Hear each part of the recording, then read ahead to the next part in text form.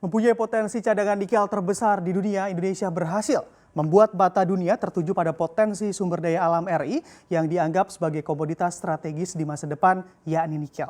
Tak berdiam diri, pemerintah juga membuka peluang investasi sebesar-besarnya untuk sejumlah perusahaan yang ingin menaruh investasinya di tanah air, khususnya dalam pengembangan industri nikel. Namun diketahui justru dalam pangsa pasarnya di Indonesia sendiri, perusahaan asinglah yang mempunyai market share yang lebih besar ketimbang perusahaan-perusahaan asli tanah air. Seperti apa? Selengkapnya akan kita ulas bersama dalam Nikel Indonesia digenggam China.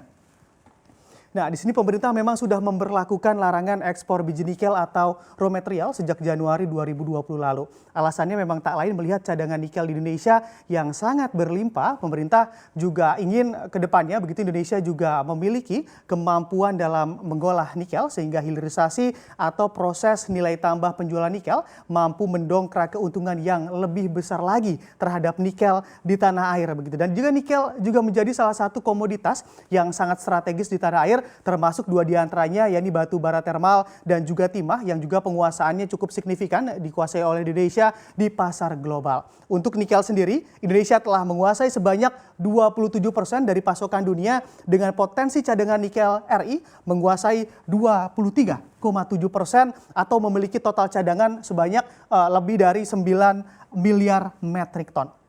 Dan daerah di Indonesia sendiri yang ditemukan memiliki cadangan nikel paling banyak saat ini berada di Provinsi Sulawesi Tenggara, Sulawesi Tengah, dan juga Maluku Utara. Dan diperkirakan hingga tahun 2022 berdasarkan rencana pendirian pabrik yang ada, total existing smelter nikel di Indonesia mencapai angka 31 perusahaan dan pada 2 tahun yang akan datang. Begitu. Dari 31 pabrik begitu yang ada, pemerintah juga memperkirakan konsumsi biji nikel mampu menembus angka 72 juta wet metric ton banyaknya, dan Anda yang menilik lebih dalam di kondisi seperti saat ini bisa Anda bayangkan begitu ya, terdapat masalah besar di tata niaga industri nikel tanah air. Karena di sisi lain pemerintah sudah menyetop untuk mengekspor nikel ke luar negeri, tentunya dengan kemampuan produksi RI mencapai 19,31 juta ton, pasokan nikel RI juga menjadi berlimpah dan tak terserap dengan baik. Hal ini juga menjadikan harga nikel menjadi turun karena kelebihan pasokan dan tak terserap dengan baik oleh industri. Selain itu juga terdapat permasalahan lain, yakni kondisi di mana kadar nikel yang rendah dari para penambang juga dikeluhkan karena pihak smelter hanya mau menerima biji nikel dengan kadar yang tinggi atau berada di atas 1,8%, tepatnya 1,9 hingga 2%. Apalagi untuk di bagian hilir nikel, kini juga sudah terdapat beberapa perusahaan produsen nikel asing yang kapasitas produksinya juga tak bisa diragukan lagi begitu banyak, tapi tidak sebanyak produksi yang bisa dilakukan oleh RI sendiri. Dan kita bisa lihat siapa saja potensi ataupun nikel produsen-produsen yang ada di Indonesia saat ini.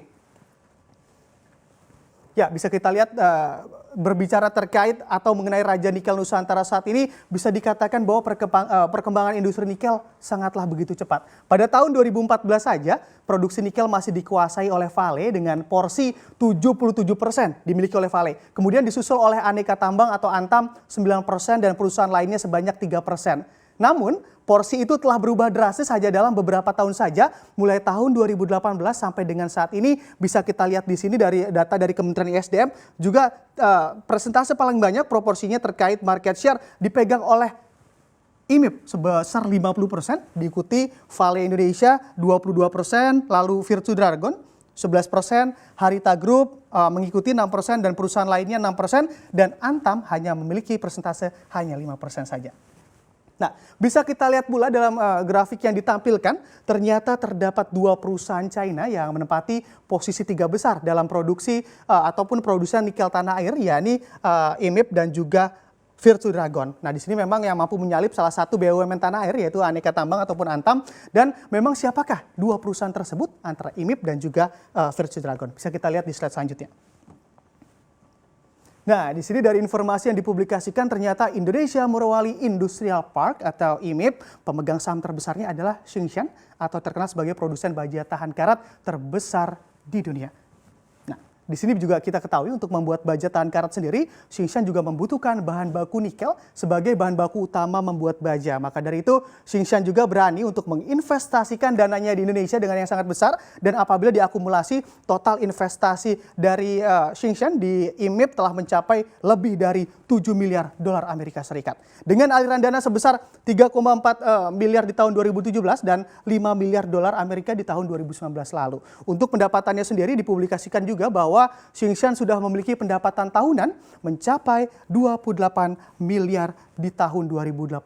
Nah, memang di sini selain itu hingga saat ini diperkirakan IMIP juga telah memiliki sebanyak 56.000 karyawan dan siap untuk menggapai mimpi mereka untuk menjadi pabrik baja tahan karat terbesar di dunia dalam Indonesia Morowali Industrial Park atau disingkat menjadi IMIP. Nah, selanjutnya siapakah Virtue Dragon yang memang telah berhasil menyalip BUMN tanah air yaitu Antam, dan memang dalam persentase market share-nya sendiri di industri nikel diketahui nilai investasinya mencapai 1,4 miliar dolar Amerika atau sekitar 19,6 triliun rupiah dalam berinvestasi di tanah air. Sebagai informasi untuk Anda, pemegang saham dari Virtue Dragon ini juga berasal dari China begitu ya, yang dikenal dengan Jiangsu Delong Nickel Industry Co. Ltd yang didirikan oleh Mr. Dai Guo Fang pada Agustus 2010 lalu. Fokus dari perusahaan ini sendiri yakni memproduksi gulungan baja tahan karat yang mempunyai bahan baku utama yakni nikel.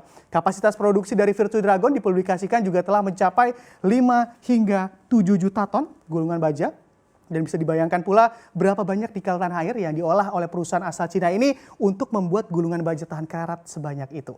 Dipublikasikan pula, Virtue Dragon ini juga telah memiliki karyawan di perusahaannya mencapai 10.000 karyawan. Namun kabar tak sedap juga menghinggapi Virtue Dragon, yang mana pada Senin lalu atau tepatnya pada tanggal 14 Desember 2020, smelter milik Virtue Dragon dibakar oleh massa aksi unjuk rasa di Konawe, Sulawesi Tenggara. Atas kejadian tersebut, unit dan alat produksi smelter dari Virtue Dragon juga terkena aksi bakar oleh massa, dan diketahui aksi unjuk rasa terjadi dikarenakan isu yang beredar bahwa perusahaan tidak pernah menaikkan gaji karyawannya. Namun setelah dikonfirmasi perusahaan menjelaskan bahwa kondisi tersebut tidak benar adanya.